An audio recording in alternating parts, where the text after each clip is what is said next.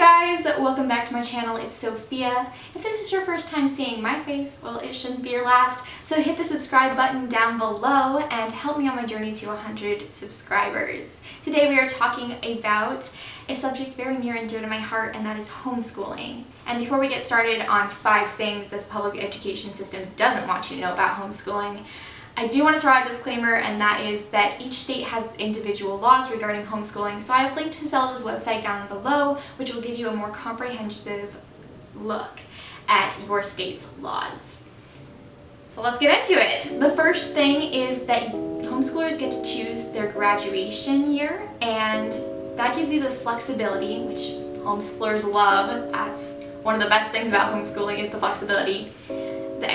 The flexibility to either graduate before with an expedited graduation date, after your graduation date with what I call the pump the brakes method, or you can mix and match kind of them, which I will get into. If you are expediting your graduation date, that means you will graduate earlier than the public school date set for you, and that would be either because you aren't going to pursue a university degree after high school, if you are pursuing a trade, or you're going to get a job, or if you really know what you want to do. For example, my best friend Caitlin, shout out to Caitlin, I love you so much. She watches every single one of my videos and comments on every single one of them. You're the best.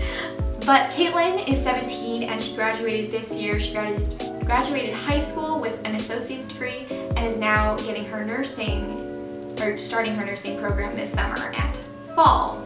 So congratulations, Caitlin, that is amazing, and that's an amazing example of an expedited graduation year. For me, I was like, well, you know, I don't want to go to university while I'm 18. It couldn't hurt to have an extra year of maturity and experience, and also, why not complete half of my bachelor's degree before I go to university?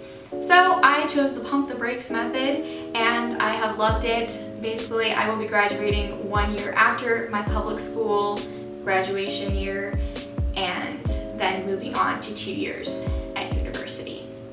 Best part about homeschooling is you get to mix and match years. I did 1 year of high school online, and then I did 1 year of high school online with community college classes, and then 1 year of community college classes, and then I will be moving into 2 years of community college classes, pardon, and then 2 years of university. The second amazing part about homeschooling, and that also ties in with flexibility, is that you get to make your own schedule, and what that means is you get to decide when you're taking classes and what classes you're going to be taking.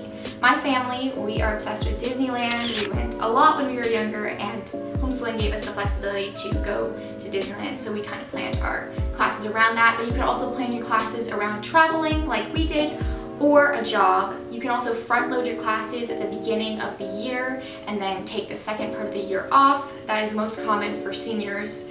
A lot of seniors that I know that homeschool did that on their senior year. You also decide when you're taking specific classes. For example, this year I wanted to take accounting, econ, and calculus, and I didn't want to take them all in one semester because that was a lot of numbers and statistics and all that. And I was like, you know, that sounds good to spread out. So I took it in my spring, summer, fall semesters and just spread them out. Homeschooling also promotes or enables the student to be an intentional learner, which is amazing. Basically, if you kind of know what you want to do with your life, homeschooling allows you to take classes that are geared towards that goal, and you won't have to take classes that are not going to support you in achieving that goal. So there won't be any waste of time classes. They will always almost apply to your high school requirements and your college requirements. So that is fantastic. You might have to take 2 to 3 kind of classes that you need as filler, but that's pretty rare. It also allows you, like for example, if you were going to study marine biology and you knew that's what you wanted to do during high school, you could be taking classes and pursuing things that would give you the skills to achieve that goal of becoming a marine biologist. I know nothing about marine biologists or marine biology, so I also have a friend that is planning on being a coder, so he didn't need university classes, so he's working on building his skills as a coder instead and finding internships to build those skills. So that's just another example. The third thing is that it is less expensive to homeschool. And I know what you're thinking. You're thinking, hold up a second. If I'm buying all my curriculum and I am paying for community college classes, that's going to be wildly more expensive. And while at face value that's true, if you look deeper, not so true. So I kind of did some fancy schmancy math and added up the fact that I'm going to have 2 years of my bachelor program completed and how much that cost me. So at my community college, it costs $85 per credit, and you need 64 credits to graduate with an associate's or about half of your bachelor's, which will cost you $5,500, and I averaged about $50 per 3-credit class for supplies or textbooks. You won't always need a textbook in community college. Teachers have been a lot better about trying to eliminate the textbook costs. And so I calculate that, it's about $6,500, give or take.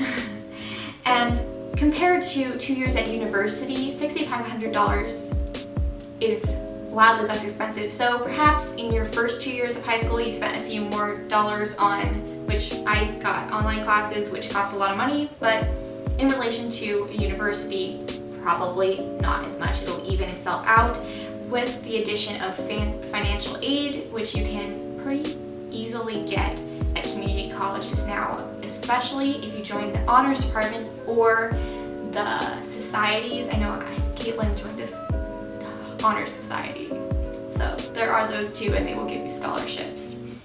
So adding that all out, homeschooling cheaper than public schooling. Pretty great. I love less money, spending less money, less debt. That's definitely a thing. I love that. The fourth thing is that you are free to pursue hobbies or build those skills, pursue a trade while you're still in high school. So for example, you know you're not going to university after, you know you want to become a car mechanic. So you're busy taking classes or building those skills to become a car mechanic, and while still getting an education, which is incredibly important. You're also able to make friends. In Arizona, we have a law that says homeschool students can join public school sports teams, which is a fantastic opportunity. And yeah, you can, I did theater, my sister golfs, so she sees a lot of girls at tournaments. You can make friends and you will be able to build a community, even if it is not within an established homeschool community, which are growing a lot more, and you'll see a lot more of those communities forming. So you will make friends and you are able to pursue hobbies. And my camera cut out. So yeah, like I was saying, something about hobbies. You will be able to pursue hobbies. For example, I have dancer friends that are going to become professional dancers. They wanted to homeschool so that they could work on their craft and grow that.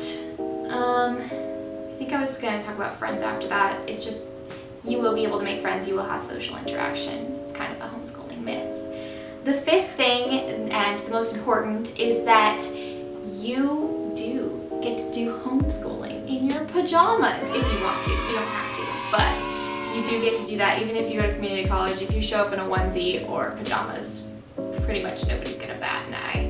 And yeah, that has been the 5 things that the public education system doesn't want you to know about homeschooling.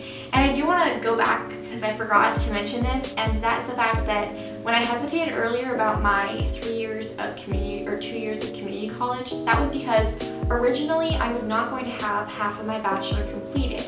I was only going to have 1 year of my bachelor completed plus a few extra classes.